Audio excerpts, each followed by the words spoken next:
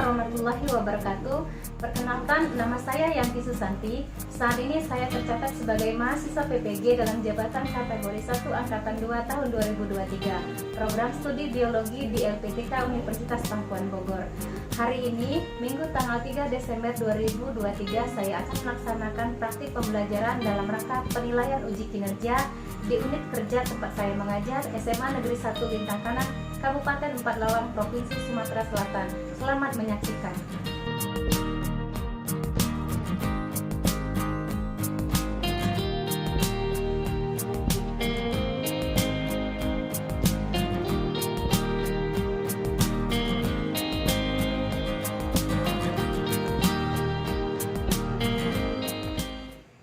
Assalamualaikum.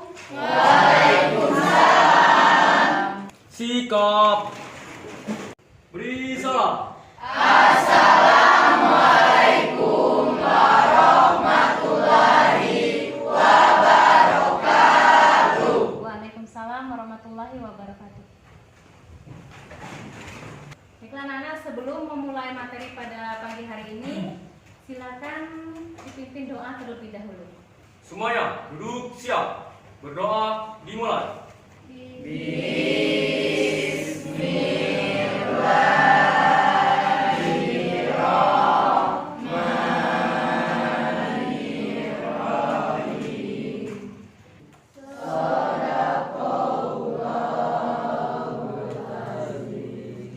Ada yang tidak hadir? Hadir semua. Sebelum memulai materi, silakan kita menyanyikan lagu nasional terlebih dahulu. Ketua kelas silakan dipimpin. Menyanyikan lagu nasional dimulai.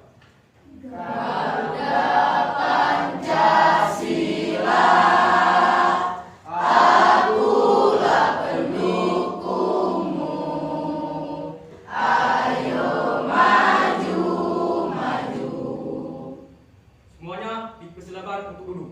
Anak-anak, sebelum memulai materi pada pagi hari ini, masih ingat materi minggu kemarin? Masih. Mempelajari tentang jamur. Oh iya, coba ibu tanya, apa perbedaan antara mikoriza dengan lichen atau lumut kerak? Coba, Nur dulu.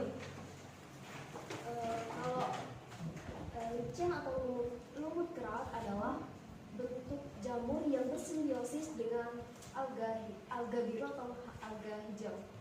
Jadi lichen artinya jamur yang bersimbiosis dengan alga biru ataupun alga hijau. Kasih aplaus dulu untuk Nur. Selanjutnya siapa lagi yang mau menjawab? Kalau tadi kan lichen, nah sekarang mikoriza itu apa? Sudah Bu. Ya boleh. Mikoriza sendiri adalah jamur yang bersimbiosis dengan tumbuhan. Jamur yang bersimbiosis dengan Tumbuhan. Jadi perbedaan antara mikoriza dengan lichen adalah kalau dia tadi lumut kerak atau lichen artinya jamur yang bersimbiosis dengan alga hijau ataupun alga biru. Sedangkan untuk mikoriza jamur yang bersimbiosis dengan tumbuhan. Oke, jadi itu perbedaan antara mikoriza dengan lichen. Untuk selanjutnya, nah untuk gambaran materi kita ini kita akan mempelajari tentang peranan dari jamur kehidupan sehari-hari. Nanti jamur itu ada yang menguntungkan ya, ada yang merugikan, ada juga jamur yang berbahaya. Mungkin kalian pernah melihat atau mungkin pernah melihat atau pernah memakan juga ya jamur-jamur yang bisa kita lihat pada PowerPoint ini. Nah, ini ada beberapa jenis jamur, mungkin ada sebagian ada yang menguntungkan nanti ya. Ada juga yang merugikan, ada juga jamur yang menyebabkan keracunan. Yang selanjutnya, tujuan pembelajaran kita pada pagi hari ini yang pertama itu melalui kegiatan pengamatan tayangan video bergambar, peserta didik diharapkan mampu membandingkan ciri-ciri dan bentuk jamur yang menguntungkan dan merugikan dengan sesama, penuh rasa ingin tahu, aktif dalam pembelajaran. Nah, untuk selanjutnya setelah memaparkan tujuan pembelajaran ini, silakan kalian bentuk kelompok ya berdasarkan nama-nama kelompok yang sudah Ibu berikan. Kelompok 1 itu tentang jamur tiram, kelompok 2 tentang jamur kancing, kelompok 3 tentang jamur kuping, kelompok 4 tentang jamur inoki, dan kelompok 5 jamur shiitake. Silakan kalian bentuk kelompoknya masing-masing. Yuk, gerak. Ibu membagikan RKPD.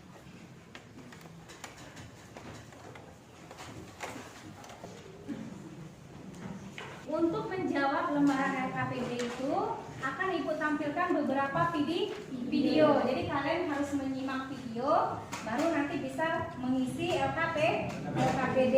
Halo adik-adik, apa kabarnya? Semoga kalian dalam keadaan sehat dan masih tetap semangat ya untuk belajar. Nah, kali ini kita akan membahas mengenai peranan jamur atau fungi, peranan yang menguntungkan ya, tentu saja. Kita lihat di sini peranan yang pertama dari Rhizopus oryzae, fungi sebagai bahan makanan. Nah, sekarang masih merupakan peranan yang menguntungkan tapi bagi lingkungan, bahwa fungi dia berperan sebagai di tanah saprofit ya, nanti akan membantu mengembalikan kesuburan tanah. Jadi menghancurkan sisa-sisa kayu atau daun nanti menjadi mineral. Jadi dari organik menjadi anorganik, membantu pelapukan ya. Kemudian menyediakan mineral yang penting untuk kesuburan tanah. Nanti mineral dipakai lagi oleh tanaman. Oke. Peranan yang terakhir masih terhadap lingkungan ya. Di sana bahwa nanti jamur akan bersimbiosis dengan tumbuhan lain, organisme lain, nanti membentuk mikoriza. Mikoriza ini adalah struktur yang berperan dalam suplai hara bagi tanaman nanti ya. Oke, itu tadi peranan fungi sebagai bahan makanan, juga obat-obatan, juga berperan dalam lingkungan ya. Jadi nanti peranan yang berikan kita bahas pada video berikutnya. Semoga kalian paham dan kita bertemu pada materi selanjutnya. Adik-adik, salam. Baru-baru ini kami ada kongsi tentang cendawan yang boleh dimakan. Tetapi hari ini kami nak kongsi tentang cendawan beracun yang tak boleh dimakan. Nombor 7, Amanita muscaria. Cendawan ini mempunyai warna yang menarik tetapi beracun. Amanita muscaria adalah cendawan agrik yang diketahui hampir setiap penghuni dengan topi warna merah yang khas dihiasi dengan bintik-bintik putih. Untuk maklumat, Amanita adalah nama Latin untuk cendawan. Selalunya, cendawan jenis ini terdapat di hutan campuran dengan iklim sederhana. Ia tumbuh secara tunggal dan berkumpulan. Musimnya adalah musim panas, musim buruk. Nombor 6, Amanita phalloides. Amanita phalloides merupakan nama saintifik bagi cendawan yang antara paling beracun di dunia. Cendawan ini boleh menahan suhu panas dan kalau korang makan, kesannya akan mula timbul selepas 6 hingga ke 12 jam. Racun di dalam cendawan ini akan memusnahkan sel badan manusia dengan cepat.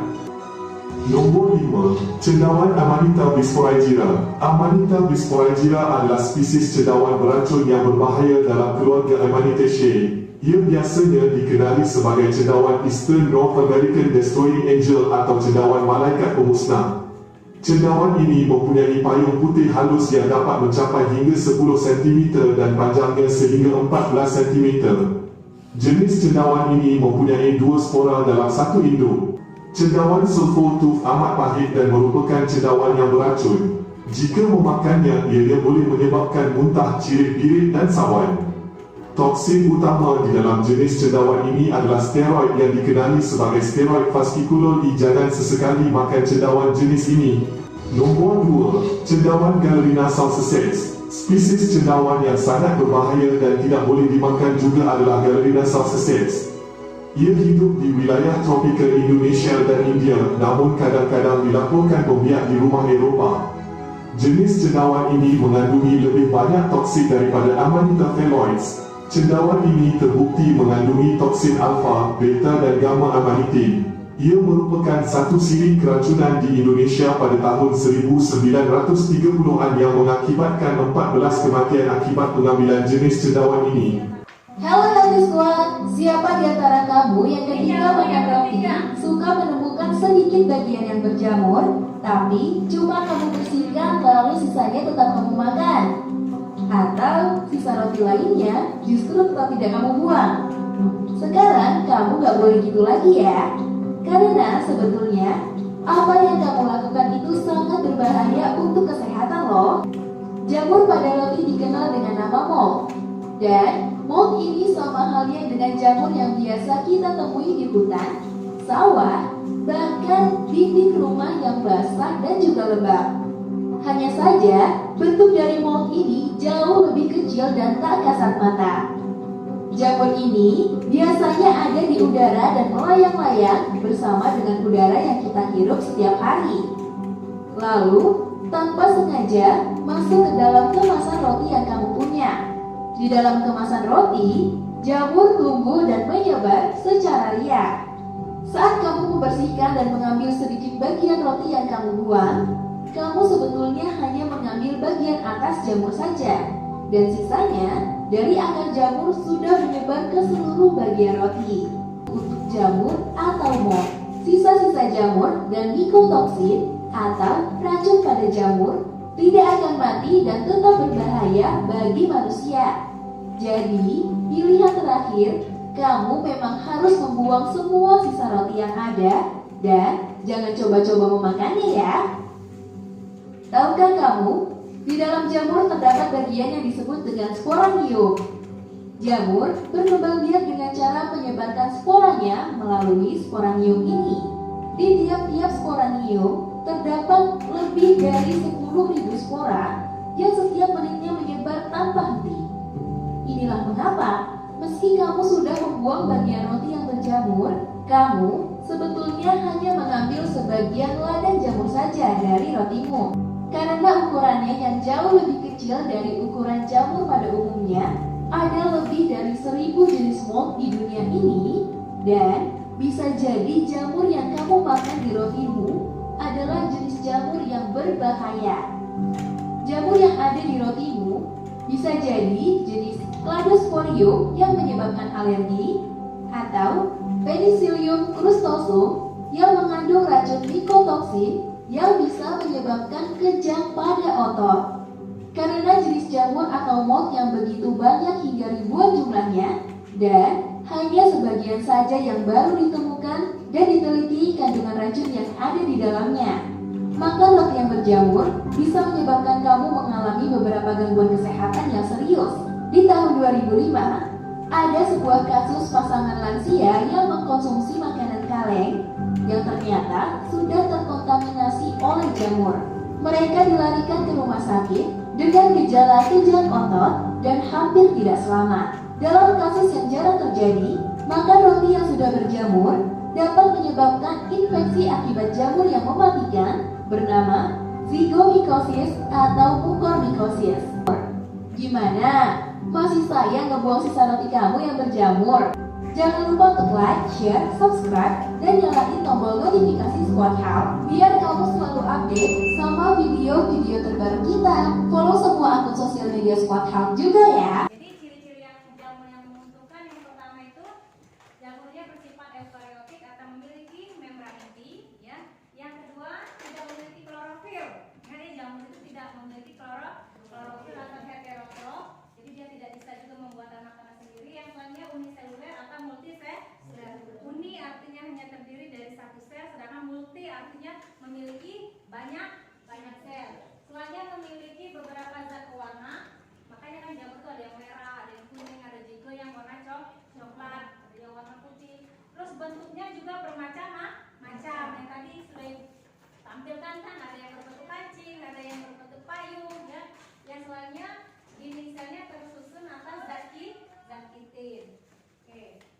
Ini ada beberapa peranan dari jamur. Yang pertama ada jamur yang menguntungkan, jamur yang merugikan, dan jamur berbahaya untuk dikonsumsi. Itu ada beberapa perbedaan. Untuk jamur yang menguntungkan, menjaga keseimbangan kelestarian ekosistem sebagai sumber bahan makanan. Yang selanjutnya sebagai jenis baru sebagai suplemen.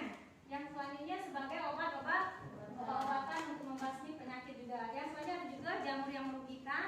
Itu jamur yang bersifat patogen ataupun penyakit. Ada juga jamur yang menghasilkan racun. Terus jamur yang merusak budidaya tanaman, misalnya yang merusak tanaman jagung. Nah itu kan jagung yang bijinya beruntus-beruntus itu juga disebabkan oleh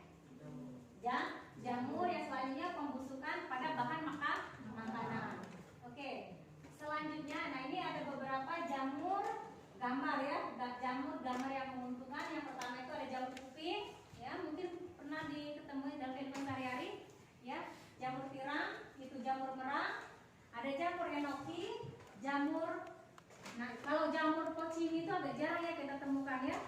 Terus jamur kancing, ada juga jamur shingiji. Nah ini jenis-jenis jamur yang membutuhkan. Yang ibu tampilkan ini hanya sebagian saja, yang mungkin di luar sana masih banyak. Yang selanjutnya ini ada beberapa jenis jamur yang merugikan dalam kehidupan. Yang pertama itu ada Aspergillus flavus, ya. Kemarin menyebabkan apa kemarin tuh ibu?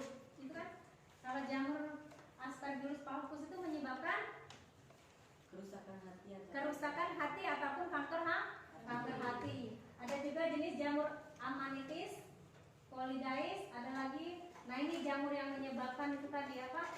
Brutus ya, pada jagung itu yang muncul pokok besar-besar seperti itu, jamur ustilago. Terus ada juga jamur yang bisa menyebabkan worm pada daun tanaman padi, itu Hermitositiorium orizae. Nah ini juga ada lagi jamur Canchidae.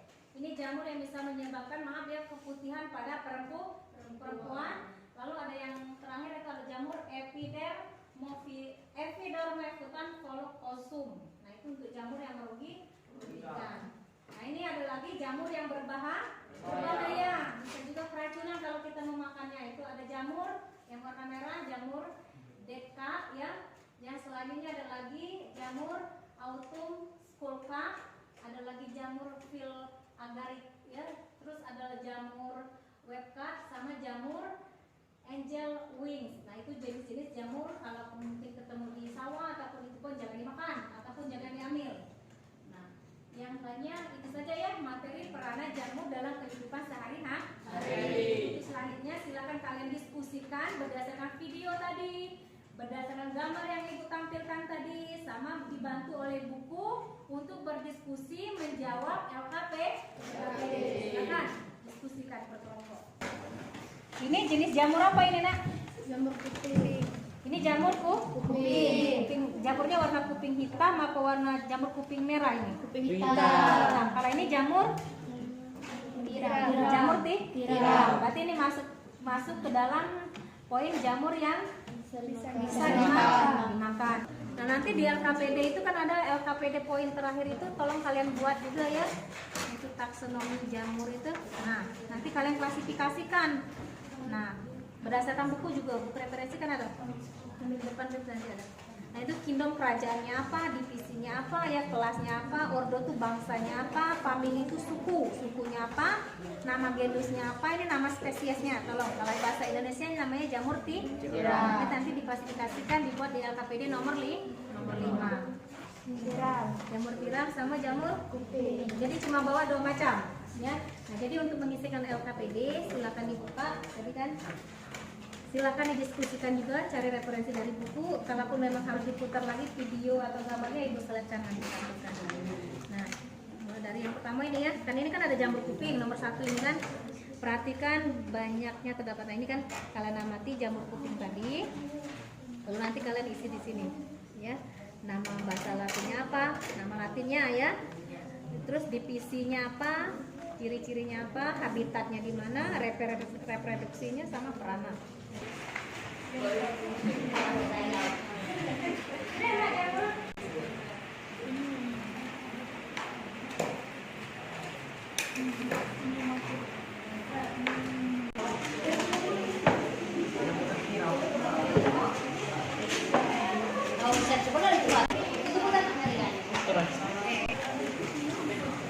Jadi HP bibi tadi lebih baik kan?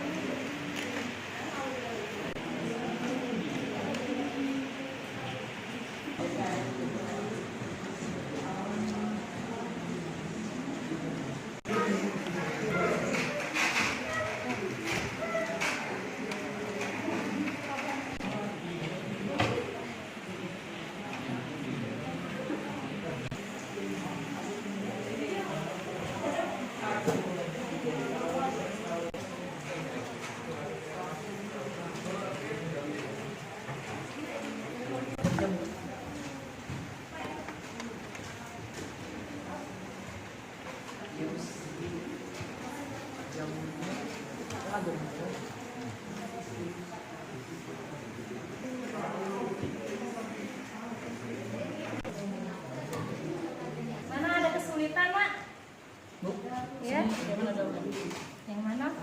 LKPD nomor 5.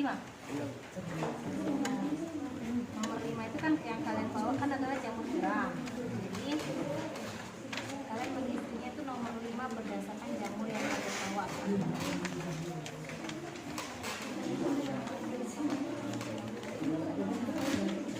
Ini ya. Ini caranya berdasarkan pada jamur yang kalian bawa, istilah kalian bawa bisa diklasifikasikan. Kitabnya kerajaannya itu apa, ya, divisinya apa, kelasnya itu kelas apa, ordo itu sama dengan bangsa negara itu apa, famili itu sama dengan, terus nama ilmiahnya tapi genusnya saja. Ini kalau dibuat nama spesiesnya. Kalau kurang paham bisa lihat tampilan video ataupun bisa di panduan buku, ya kan ada.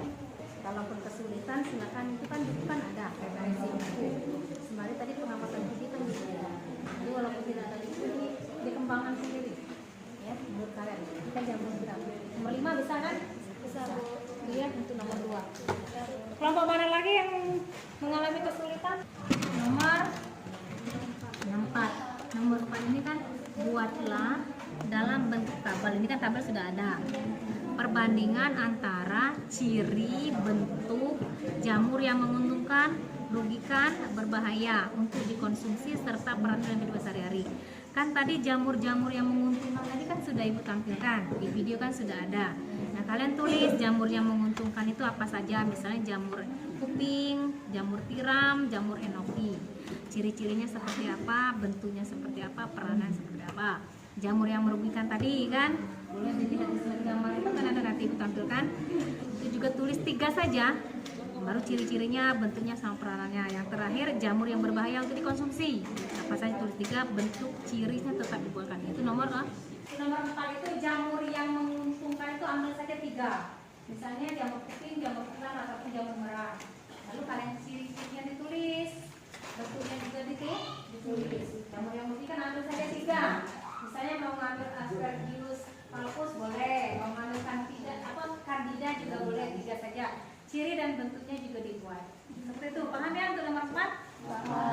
Baiklah, sudah dikerjakan LKPD-nya? Ya, silakan untuk kelompok 1. Kelompok lain mempersiapkan diri saya untuk mempresentasikan hasil diskusi melalui lembaran LKPD. Untuk kelompok 1 jamur tiram silakan dipresentasikan ke depan. Baiklah, kami akan menyampaikan hasil dari jawaban LKPD kami. Nomor 1, jamur banyak terdapat di sekitar kita, bahkan beberapa jenis jamur sangat dikenal masyarakat mempunyai peranan yang menentukan, yaitu jamur kuping, jamur kayu, jamur panu. Dari gambar tersebut ada beberapa nama latinnya.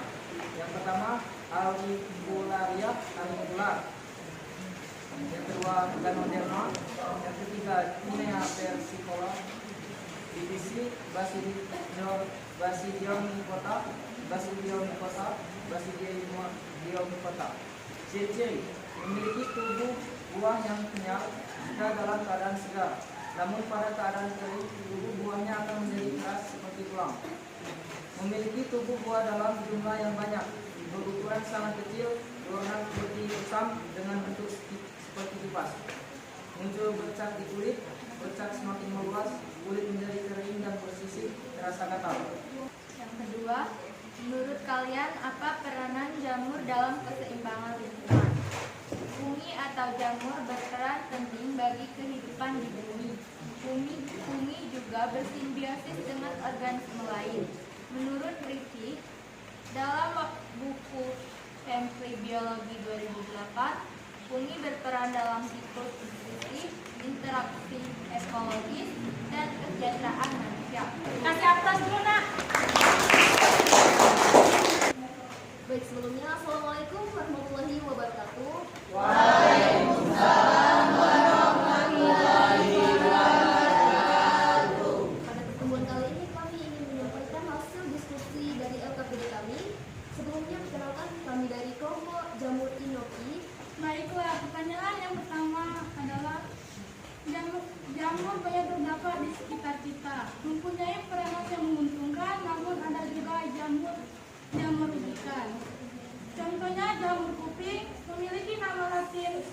aurikular. Ciri-cirinya memiliki tubuh buah yang kenyal jika dalam keadaan segar. Namun pada keadaan kering, tubuh buahnya akan menjadi keras seperti tulang. Habitatnya di lingkungan yang gelap dengan pencahayaan sekitar 5%. Kelembapan lingkungan sekitar 80%. Kelembapan media tempat tumbuh antara 55% sampai 65% dan kisaran suhu 23 sampai 300 Celcius. Reproduksinya memiliki dua cara, yaitu secara vegetatif dan generatif. Cara reproduksi vegetatif ditunjukkan dengan membentuk tunas, porodia, dan fragmentasi miselium. Reproduksi generatif menggunakan basidium yang berkumpul dalam tubuh basidiokrap untuk menghasilkan spora yang disebut basidiospora. Peranannya jamur kuping memiliki banyak manfaat kesehatan. Di antaranya untuk mengurangi penyakit panas dalam merasa sakit pada kulit akibat luka bakar. Jamur kuping telah dijadikan sebagai bahan berbagai masakan seperti sayur kikilo, nasi goreng jamur, tauco jamur, sukiyaki, dan bakmi jamur. Jenis-jenis jamur ada yang menguntungkan, merugikan, dan berbahaya. Jenis jamur yang menguntungkan ada jamur kuping, jamur tiram, serta jamur merah. Ciri-ciri jamur yang menguntungkan: jamur kuping memiliki tubuh buah yang kenyal jika dalam keadaan segar. Namun pada keadaan kering, tubuh buahnya akan menjadi keras seperti tulang. Jenis jamur merugikan ada Aspergillus flavus, Amanita phalloides, Ustilagomydes. Ciri-ciri jamur merugikan: yang pertama Aspergillus flavus, koloni nampak berwarna kuning sampai kehijauan.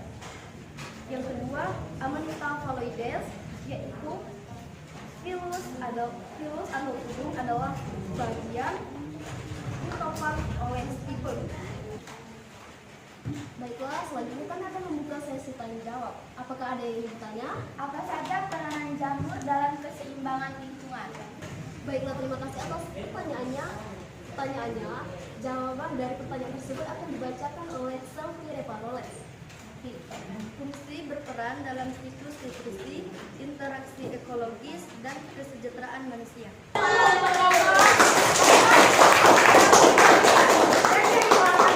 Tambahkan sedikit tadi peranan ya, peranan jamur dalam keseimbangan lingkungan. Selain yang disebutkan oleh temannya tadi, salah satu utama peran dari jamur itu adalah sebagai dekomposer.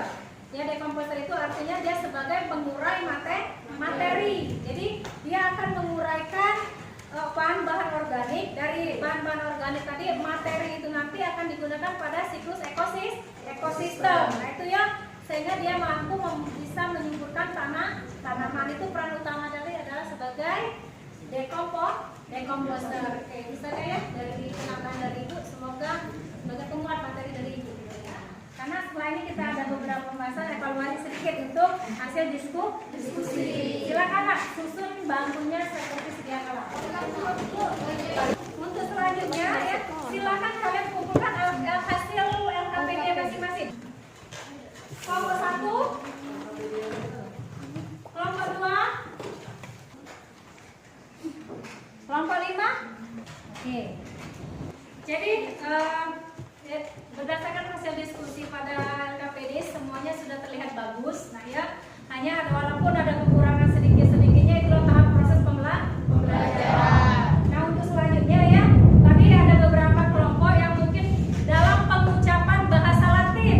Nah itu dalam pengucapan bahasa Latin yang mungkin perlu kita belajar lagi. Kalau sisanya dalam untuk untuk pemateri yang lainnya insya Allah sudah bagus. Hanya pengucapan bahasa Latin yang perlu kita belajar kembali.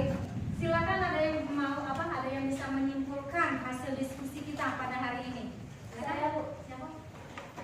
Kesimpulan pada hari ini tentang jamur. Jenis-jenis jamur terbagi menjadi 3, yaitu menguntungkan, merugikan, dan berbahaya. Contoh dari menguntungkan: 1. Jamur kuping, jamur tiram, jamur merak, jamur inoki, jamur kancing.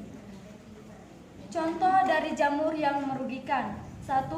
Aspergillus flavus, 2. Aspergillus fumigatus, 3. Aminata phalloides, 4. Ustilagomydes. Contoh jamur yang berbahaya: 1. Jamur deadcap, 2. Canoibi pilaris, dan 3. Jamur webcap.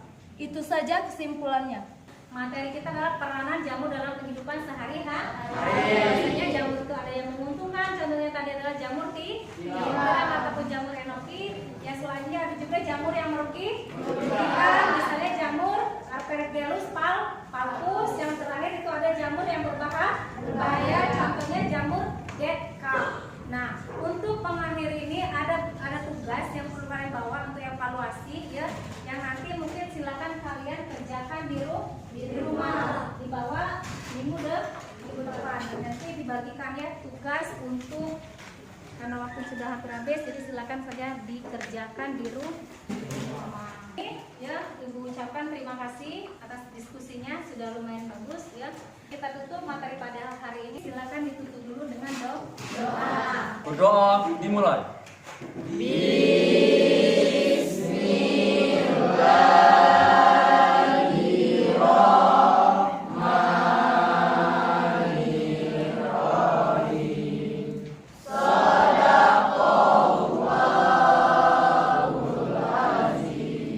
Sikap beri salam. Wassalamualaikum